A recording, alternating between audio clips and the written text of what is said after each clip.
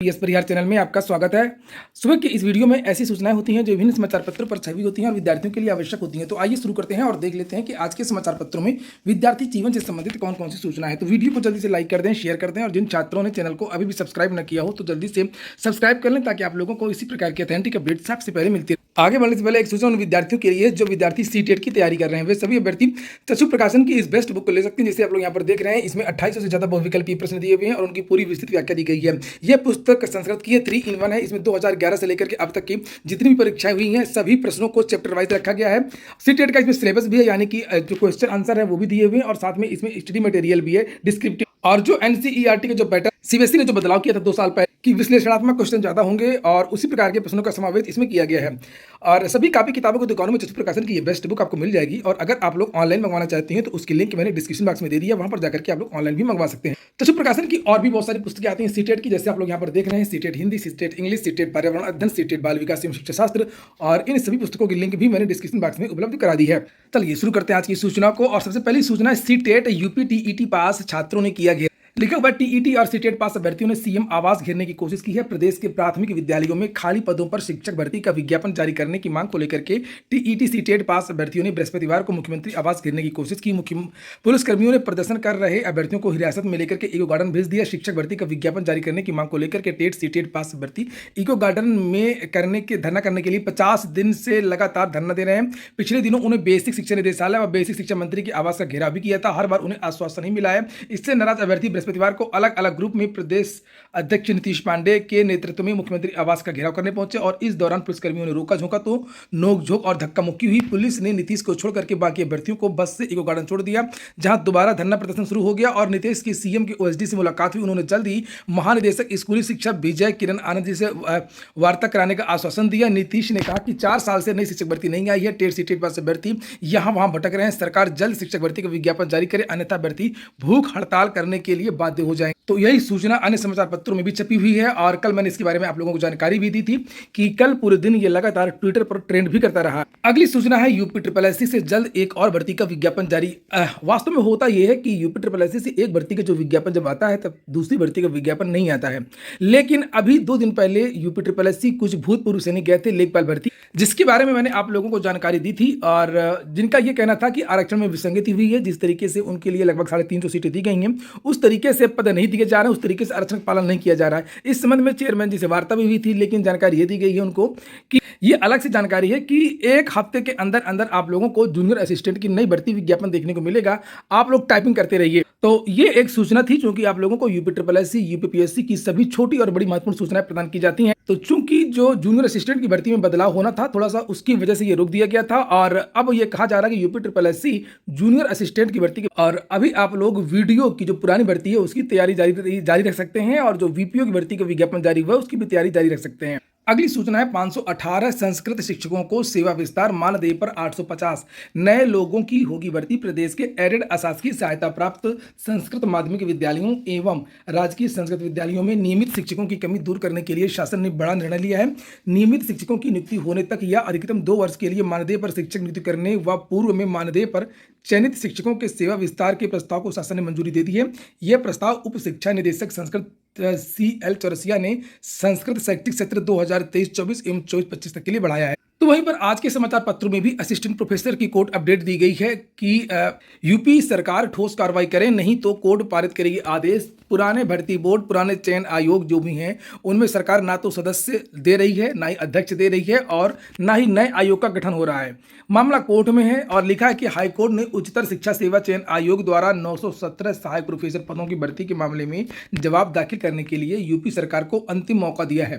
Court ने कहा कि यूपी सरकार अगली सुनवाई की तिथि तक अपना जवाब दाखिल करें, नहीं तो कोर्ट इस मामले में आदेश पारित करेगी। कोर्ट ने सुनवाई के लिए 23 मई की तिथि तय की है। यह आदेश न्यायमूर्ति अजीत कुमार ने महेंद्र सिंह व 3 अन्य की याचिका पर सुनवाई करते हुए दिया है। कोर्ट ने कहा कि उसने अपने 2 मई के आदेश में कोरम पूरा कर भर्ती को पूरा करने का स्पष्ट आदेश दिया था, लेकिन यूपी सरकार ने अभी तक इस मामले में कोई ठोस निर्णय नहीं लिया है। इससे पूरी की पूरी जो प्रक्रिया वो रुकी हुई है। अगर सरकार 23 मई तक कोई ठोस कार्रवाई नहीं करती है तो कोर्ट इस मामले में उचित आदेश पारित करेगी। कोरम के अभाव में चयन प्रक्रिया रुकी हुई है। है। इस पर न्यायमूर्ति अजीत कुमार ने कहा कि कैबिनेट के निर्णय जब तक कानून न बन जाए वर्तमान कानून प्रभावी नहीं होंगे। सरकार किसी संस्था को निरर्थक नहीं कर सकती है। कोर्ट ने कहा था कि कोरम पूरा न होने के बावजूद बचे सदस्य चयन की प्रक्रिया पूरी करें। अगली सूचना है यूपीएससी की सिविल सेवा प्रारंभिक परीक्षा में शामिल होंगे 40,000 अभ्यर्थी। लिखा है कि परीक्षार्थियों को लॉकेट वाला चेन पहनकर न आने की सलाह, बहुमूल्य वस्तुओं पर रहेगा प्रतिबंध। यूपीएससी आईएएस जो भी कहें, इसकी परीक्षा 28 मई को हो रही है। उसकी तैयारियों को लेकर के यहाँ पर जानकारी दी गई है कि प्रयागराज में लगभग 40,000 विद्यार्थी परीक्षा देंगे। 102 केंद्रों पर परीक्षा होगी। परीक्षा केंद्र में अभ्यर्थी आधा घंटा पहले पहुंचे, 10 मिनट पहले गेट बंद हो जाएगा। और कुछ जानकारियां यूपीपीएससी की भी हैं, जैसे यहाँ पर लिखा है कि 773 पदों के लिए साक्षात्कार की तिथियां घोषित कर दी गई हैं। और इसके बारे में कल भी आया था नोटिफिकेशन, इसके बारे में मैंने जानकारी दी थी आप लोगों को कि राज्य नियोजन संस्थान में शोध अधिकारी प्राविधिक के 9 पदों के लिए 24-25 मई को साक्षात्कार होगा। चिकित्सा एवं स्वास्थ्य विभाग में चिकित्सा अधिकारी ग्रेड 2 पीडियाट्रिशियन के 418 पदों पर इंटरव्यू होगा। और इसी तरीके से गायनकोलॉजिस्ट के 346 पदों के लिए 24, 25 और 26 को इंटरव्यू होगा। खान निरीक्षक के छात्रों का जो डीवी है वो 2 तारीख को। वहीं पर असिस्टेंट प्रोफेसर पैथोलॉजी के 6 पदों पर हुआ चयन, 2 पद रह गए रिक्त। ये कल परिणाम जारी हुआ। कल संघ लोक सेवा आयोग ने 2 नोटिफिकेशन जारी किए हैं, सीडीएस का और एनडीए का, तो उसे भी आप लोग देख सकते हैं। यूपीएससी ने जारी किया नोटिफिकेशन, 349 पदों पर ये सीडीएस की भर्ती हो रही है। सम्मिलित रक्षा सेवा परीक्षा सेकेंड 2023, न्यूनतम आयु 20 से 24 साल की। आयु गणना 1 जुलाई 2024 की जाएगी। अन्य जो पात्रताएं हैं, चयन प्रक्रिया उसे आप लोग यहाँ पर देख सकते हैं। आवेदन की जो डेट है वो 6 जून लास्ट डेट है और वेबसाइट वही है upsc.gov.in। कॉलेज आवंटन के लिए 22 तक अभ्यर्थी भरें। विकल्प राजकीय महाविद्यालयों में उत्तर प्रदेश लोक सेवा आयोग से चयनित 19 विषयों के 128 असिस्टेंट प्रोफेसरों को कॉलेज आवंटन की प्रक्रिया शुरू कर दी गई है। इसके लिए अभ्यर्थियों से 22 मई तक कॉलेजों का विकल्प मांगा गया है और चयनितों की सूची आयोग ने उच्च शिक्षा निदेशालय को भेजी थी। उसके बाद इन सभी का पुलिस वेरिफिकेशन और मेडिकल चेकअप हुआ। अगली सूचना एडेड जूनियर हाई स्कूल भर्ती की है। कल बहुत उम्मीद थी विद्यार्थियों को, कल कोर्ट में सुनवाई थी और कल अधिवक्ताओं का ये कहना था कि जो विद्यार्थी पास हैं, जो विद्यार्थी फेयर हैं, उन विद्यार्थियों की जो भर्ती की प्रक्रिया है उसको आगे बढ़ा दिया जाए। लेकिन उनकी भर्ती की प्रक्रिया को आगे बढ़ाने का कोई आदेश जज साहब की तरफ से नहीं दिया गया। इसके तमाम अर्थ लगाए जा रहे हैं, तमाम मायने लगाए जा रहे हैं, क्योंकि अमूमन अगर थोड़ी मोड़ी बात होती है, छोटी चीज़ें होती हैं तो कोर्ट भर्ती को रोकता नहीं है। और जिस तरीके से हम लोगों ने देखा 69,000 की जो भर्ती थी, 68,500 की भर्ती थी। लोक सेवा की बहुत सारी भर्तियां हैं जिसको कोर्ट चलने देता है और रोक नहीं लगाता है। जब कोई बड़ी बात होती है तभी कोर्ट उस पर स्टे देता है या कोर्ट रोक लगाता है। और कल शाम को लगभग 3-4 बजे के आसपास, 2 या 3 बजे के आसपास के बाद में फिर नेक्स्ट डेट कही गई। जज साहब ने कहा कि हम इस तरीके का काम नहीं करेंगे, हम जो भी चीज़ें होंगी वो क्लियर होंगी। और क्लियर होने का मतलब आप समझ सकते हैं, चूंकि ये भर्ती बहुत ज़्यादा मामलों में, पेचीदा मामलों में फंसी हुई है। इसमें एक तो डबल गोला को लेकर के विवाद है, कुछ विद्यार्थियों के नंबर घट बढ़ गए थे, एक ये विवाद है, दोबारा मूल्यांकन हुआ, दोबारा रिजल्ट जारी हुआ, 50% का मामला, न्यूनतम योग्यता वाला OMR का प्रारूप इतना गलत था कि विद्यार्थियों ने गलत सीरीज भर दिया, जो मुख्य मामला है। तो निश्चित तौर पर यह कहा जा सकता है कि इस भर्ती में संकट तो है। फिलहाल अगली जो डेट जज साहब ने लगाई है वो सोमवार की डेट लगाई है और फ्रेश केस के रूप में लगाई है। लंच के बाद की डेट लगी हुई है, 2 बजे के आसपास का टाइम दिया गया है। पहले मंगलवार की डेट दी जा रही थी, देखते हैं क्या होता है। लेकिन भर्ती में संकट तो है, इतना तय है।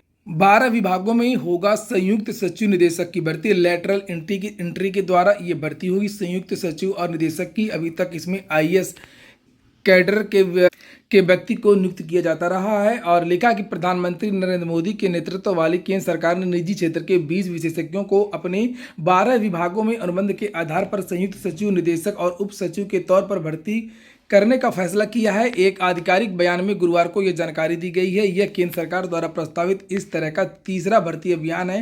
कार्मिक और प्रशिक्षण विभाग ने यूपीएससी से ऐसे विशेषज्ञों को लेटरल एंट्री यानी सरकारी विभागों में निजी क्षेत्र के विशेषज्ञों की नियुक्ति के माध्यम से भर्ती करने के लिए कहा है। आमतौर पर संयुक्त सचिवों, निदेशकों और उप सचिवों का पद अखिल भारतीय और ग्रुप वाई सेवाओं यानी कि सिविल सेवाओं के अधिकारियों के द्वारा भरा जाता है। तो ठीक है दोस्तों, ये हो गया आज का वीडियो आपको अच्छा लगा हो, आपके काम को तो लाइक अवश्य कर। जिन छात्रों ने चैनल को सब्सक्राइब ना किया हो, सब्सक्राइब कर लें। पूरा वीडियो सुनने के लिए बहुत बहुत धन्यवाद।